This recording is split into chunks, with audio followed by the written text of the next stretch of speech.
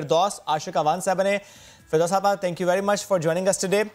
फिरदौस साहब, यूँ तो इंतखाब से मुतालिक भी बात करनी है, लेकिन मैं चाह रहा था कि जो कल का माहौल रहा सिंध असम्बली में, उससे मुतालिक मैं आपसे बात करूँ। जब वो मनाजिर टीवी पर आपने देखे तो आप बताएं कि आपके ज़ाहिर है वो साथी हैं, आपके अरकान हैं, PTI के हैं, और जिस तरीके से उनके साथ वहाँ पर सलूक हुआ, जिस तरह से गुत्थम गुत्था हुए, अगर आप वहाँ होती, आप भी आस्तीनें चढ़ा लेती और बचाती, उनको क्या करती?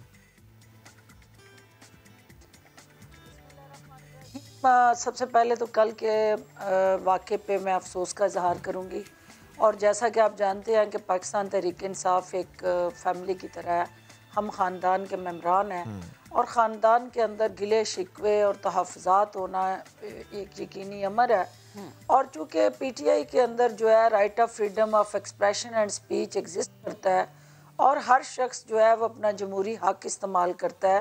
प्राइम मिनिस्टर ऑफ पाकिस्तान अपने कारकुन की आवाज़ को सुनते भी हैं और उनका तहफ़्फ़ुज़ात का इजहार करना इस बात की कासी करता है कि पार्टी के अंदर जमहूरियत है। जमहूरियत को आगे बढ़ाने के लिए जमहूरी रवैये और जमहूरी कल्चर की ज़रूरत है। जो कल का वाक़या हुआ ये ना जमहूरी था और ना पार्लिमानी था। इसको जिस तरह से चंद अफराद ने एक ऐसा अमल किया जिसका PTI की नज़रिए, इमरान खान की विजन और पार्लियामेंट्री डेमोक्रेसी के अंदर इसकी गुंजाइश नहीं है। लिहाजा इस समर को बारीक बीनी से देखने के लिए और मुतल्लिका अफराद जो इस पूरे कंडक्ट में इन्वॉल्व हुए और मार कुटाई करके उन्होंने जिस तरह सिंध असम्बली के अंदर पार्लिमानी रवायात को मजरू किया, पार्टी उस हवाले से अपनी तमाम जो तरजीहात हैं वो एक इंक्वायरी के जरिए हम देखेंगे कि वो इंक्वायरी तो आपा होगी नासर के खिलाफ। लेकिन मेरा सवाल फिर वही, अगर आप वहां पर होगी। दूसरी तरफ आपने एक दूसरा अमल है कि जो सिंध असम्बली के अंदर हमारी हुकूमत का रोल है। देखिए, एक अपोजिशन का रोल था, एक हुकूमत का रोल था। हुकूमत ने वहाँ जिस तरह से PTI के मेंबरान को ख़रीदो फरोख्त के ज़रिए यरगमाल बना के उनको लालच दे के वहाँ पे वोट लेने की जो कोशिश की, तो इस अमल की भी नफ़ी होनी चाहिए और तमाम मेंबरान को आज़ादाना हक देना चाहिए कि वो अपना right of freedom of expression and speech इस्तेमाल करें। मैं अगर वहाँ होती तो बहनें वो साझी होती हैं और बहनें जो होती हैं वो तसादम को रोका करती हैं, वो तसादम कराया नहीं करती। ठीक है, बिल्कुल। आपा हमने देखा कि शर्मिला फारूकी साहबा की भी दौड़े लग गई थी वहाँ पर, वो भी भाग रही थी और उन्होंने स्टेटमेंट ये दी कि वो शायद सिक्योरिटी को बुलाने के लिए जा रही थी। अच्छा आपा, मुझे ये बताएं कि अब्दुल हफीज़ शेख के नाम पे बड़े तहफ़्फ़ुज़ात सामने आ रहे हैं PTI के अपने ही लोगों के। सबसे पहले तो आमिर लियाकत साहब है जो ये कह रहे हैं कि अब्दुल हफीज़ शेख साहब को नहीं लेकिन अच्छे इंसान को वोट देना है। ऐसा क्यों है? उनके नाम पे PTI के अपने अंदर से इतने तहफ़्फ़ुज़ात क्यों उठ रहे हैं? देखिए, आपका जो अब्दुल हफीज़ शेख साहब का इस वक्त किरदार है पाकिस्तान की मईशत को संभालने में, और आज अगर पाकिस्तान का जो इकनॉमिक फ्रंट पे बेहतर परफॉर्मेंस है और हम बैंक दिवालिया होने से बचे हैं और पाकिस्तान बैंक करप्सी की तरफ नहीं गया, तो उसका सेहरा जो है वो हफीज़ शेख साहब के सर जाता है। उन्होंने जिस तरह मुश्किल तरीन हालात में पाकिस्तान की मईशत को सहारा दिया, संभाला और उसको दुरुस्त सिमत पे डाला, तो ये उन्हीं खिदमात के एवज़ पार्टी ने उनको सेनेट में लाने का फैसला किया था। फिरदौस साहब, ये ऐसा मामला कहीं हुआ कि हफीज़ शेख साहब को जब ये मालूम हुआ कि कुछ अरकान हैं, कुछ साथी हैं जो कि तहफ़्फ़ुज़ात का इजहार करें, तो उन्होंने खुद ये जिक्र किया और खुद कहा हो कि मैं नहीं बनता सेनेटर, या कि नहीं, ये उनकी अपनी भी ख्वाहिश थी? देखिए, सेनेटर उनको बनाना इस वक्त मुल्क की ज़रूरत है। इस वक्त पार्टी नहीं, मुल्क की ज़रूरत है। क्योंकि उसकी वजह क्या है कि इस वक्त पाकिस्तान को इकनॉमिक जो चैलेंजेस हैं और कोरोना की वजह से वो चैलेंजेस और बढ़े हैं और आप IMF प्रोग्राम में हैं और इंटरनेशनली आपकी कमिटमेंट्स हैं। आपने आगे बढ़ना है, आपने अपना डेफिसिट कम करना है, आपने पाकिस्तान के अवाम को रिलीफ देना है, उनको मुश्किलात से निकालना है। तो हालत जंग में कमांडर नहीं बदला करते। इकोनॉमिक फ्रंट पे हमारे कमांडर हैं हफीज़ शेख साहब, और उनको अगर निक ऑफ द टाइम आप बदलते हैं या ऐसी सूरत हाल में जिसने क्राइसिस से मैशत को निकालना है, तो आप उनको अगर उनकी लंका ढाने निकल पड़ते हैं तो ये सियासी फहम फरासत नहीं है। इस वक्त जो मौजूद पार्लियामेंटेरियंस हैं उन्होंने देखना है कि पाकिस्तान को इस वक्त जिस शख्सियत की ज़रूरत है जो माशी महाज पे पाकिस्तान को आगे लेके चल सकता है वो हफीज़ शेख है। और हफीज़ शेख मुल्क की भी ज़रूरत है, इस कौम की भी ज़रूरत है, और आवाम को आगे रिलीफ देने और फलाह बहबूद के मंसूबों को हतमी तौर पे पाया तकमील तक पहुँचाने के लिए हफीज़ शेख जो है वज़ीर आज़म की क़यादत में उस ख्वाब को तबीर में बदलने में मसरूफ़ अमल है। तो इसलिए वज़ीर आज़म का जो रोड मैप है तरक्की और खुशहाली का, उसके ताने बाने हफीज़ शेख की ज़ात से भी जुड़े हुए हैं। और हफीज़ शेख को सेनेटर बनाने में इंटरनेशनली आपकी क्रेडिबिलिटी बढ़ेगी।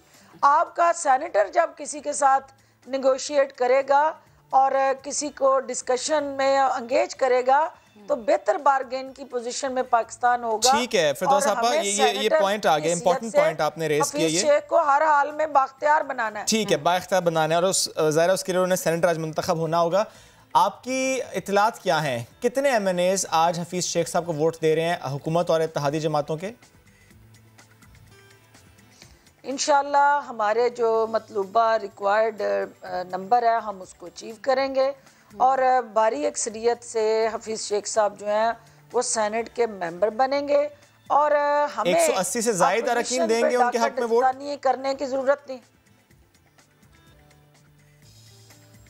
अपा 180 से ज़ायद अरकान वोट देंगे, 180 से ज़ायद अरकान आज वोट जो रिक्वायर्ड हमारा नंबर है उसको हम क्रॉस करेंगे इंशाल्लाह। ठीक। अच्छा फिरदौस आपा, एक अभी डेवलपमेंट भी ये हुई है कि फैसल वावडा ने कौमी असम्बली की नशिस्त से इस्तीफा दे दिया, इस पे भी कमेंट कीजिएगा। देखिए फैसल वावडा के हवाले से कुछ तहफ़्ज़ात और कंसर्न्स थे और उनके हवाले से कुछ इलेक्शन कमीशन के अंदर भी चल रही थी प्रोसीडिंग्स। तो ये अच्छा जेस्चर है, गुडविल जेस्चर है और ये इस बात की अक्कासी करता है कि उन्हें यकीन है कि इंशाल्लाह वो सेनेटर मुंतखब हो जाएंगे। तो सेनेटर जब बन जाएंगे तो फिर MNA की सीट इतनी अहम नहीं थी, इसलिए उन्होंने रिज़ाइन कर दिया। ज़ाहिर है वो तो करना था, लेकिन आपको नहीं लगता थोड़ी ताख़ीर से किया है? क्योंकि ये एतराज़ भी उठ सकता है कि आज सुबह स्पीकर को अपना इस्तीफ़ा भेजा, आज ही हाई कोर्ट में उसकी कॉपी भेज दी, इलेक्शन कमीशन ने नोटिफिकेशन जारी नहीं किया अभी तक। देखिए ये कानूनी पेचीदगियाँ और कानूनी अमल जो हैं ये तो सोच समझ के उनकी कानूनी टीम ने प्लान किए हैं। ठीक है। और उन्होंने कच्ची गोलियां नहीं खेली होंगी।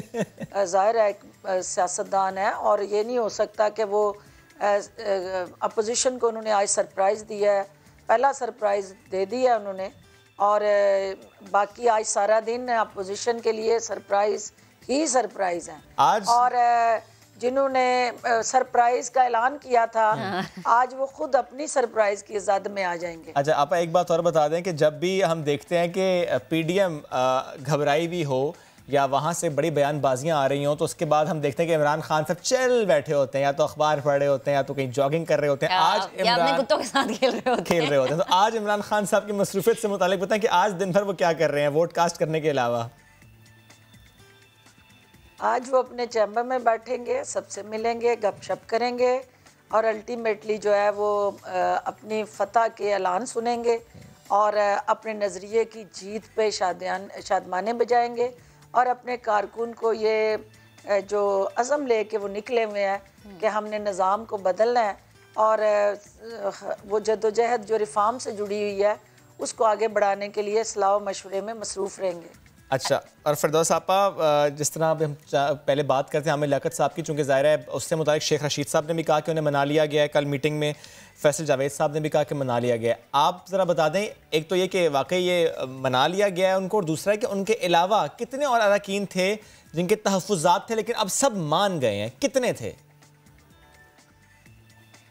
देखिए PTI के अंदर देखा है ना, वो मेरा 20 साल तजर्बा मैंने कहीं नहीं देखा। क्या देखा है कि जब इन पे क्राइसिस आता है तो आम रूटीन में हालत जंग से पहले ये अपनी जमात को उस महाज में रगड़ रहे होते हैं और सबसे ज्यादा अकाउंटेबिलिटी जो है वो पीटीआई की विद इन पीटीआई हो रही होती है।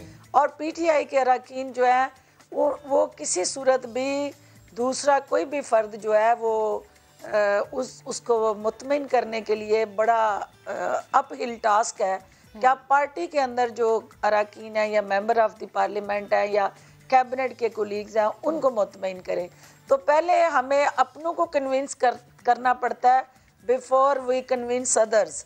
तो जो अपनों को कन्विंस करना जो है वो सबसे मुश्किल काम है, लेकिन जब वो कन्विंस हो जाते हैं तो फिर वो खड़े हो जाते हैं पार्टी के नज़रिए के साथ, वो सीसा पिलाई दीवार बन जाते हैं और इमरान खान की उस आइडियालॉजी को फिर वो ना सिर्फ डिफेंड करते हैं बल्कि हर हाल तक जाते हैं। और सबसे पहला जो मुश्किल मरहला होता है पीटीआई के अंदर खुद कन्विंस होना और देन टू कन्विंस अदर्स। और ये फार्मूला जो है ये बड़ा मुश्किल फार्मूला है, बड़ा मुश्किल अमल है, लेकिन ये हेल्दी कंपटीशन होता है पार्टी के अंदर भी, और पार्टी को भी अपनी पॉलिसीज़ असर रतब करने का मौका फ्राहम करता है और अल्टीमेटली लीडरशिप वो ताकत देती है। इमरान खान को ये क्रेडिट जाता है कि इमरान खान ने अपनी जमात के अंदर right of freedom of expression and speech जो है उसको मुतारफ़ करवाया हुआ है। हर वो शख्स जो पार्टी का मेंबर है वो मैटर करता है कि नहीं करता, लेकिन उसकी राय ज़रूर मैटर करती है और वो जो चाहे कहता है, जो चाहे बोलता है और सबकी बात इमरान खान सब सुनते हैं। इसका मतलब ये हुआ कि पार्टी के अंदर ना अमरीयत है और ना आमराना रवैये हैं। अल्टीमेटली फ़ैसला इमरान खान साहब करते हैं, लेकिन सबको राय देने का जो जमहूरी हक़ है वो पार्टी के अंदर दस्तयाब होता है। लेकिन आपने जिक्र किया हमारे भाई का लियाकत का, आमर लियाकत का, तो आपको पता है कि वो लाडले भाई हैं हमारे, वो रूठते रहते हैं फिर मनाते रहते हैं हम, तो ये रूठने मनाने में बीते जिंदगानियाँ, ये वो फिक्रा उन पे चलता है। और पार्टी के अंदर रूठता कोई उससे है जिससे अपनों से रूठा जाता है। बिल्कुल सही बात। तवक्कुआत इमरान खान से है, तो इसलिए वो रूठते हैं तो इमरान खान उनको मना लेते हैं। एक बात आप और बता दें, जाके कोई फैसला नहीं होता। ठीक है, रूठों को भी मना लिया, चल हैं, बड़े पुरुम्मीद हैं, कॉन्फिडेंट हैं, जीत आपकी है, क्या ऐसा भी कोई प्लान है कि उसके बाद पार्टी कैसी होगी? देखिए अभी तो पार्टी शुरू हुई है, अभी तो इलेक्शन शुरू हुआ है, अभी तो प्रोसेस शुरू हुआ है। तो इंशाल्लाह जो हमारे उम्मीदवारान हैं वो सारे इस पाकिस्तान के लिए काम करने के लिए पुरज़म है। अवाम की फलाह बहबूद हमारा सबसे बुनियादी जो है मकसद है। तो हमें खुशी होगी कि ये सारी टीम जो इमरान खान की है ये इस मुल्क के लिए हरावल दस्ता बने।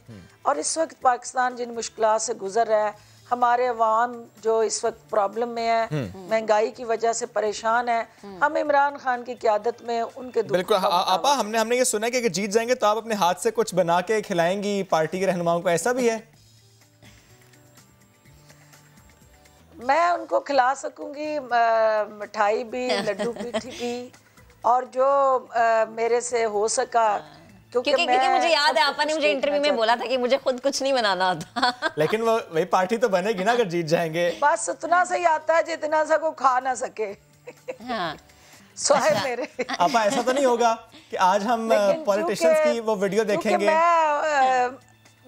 आपा ऐसा ज्यादातर जो है ना, मैं मेरी लाइफ जो है वो घर में कम गुजरी है थ्रू आउट, तो इसलिए जो बाहर रहता है या हॉस्टल्स में रहता है या बैरून मुल्क रहता है तो उसको फिर वक्त काफ़ी कुछ सिखा देता है।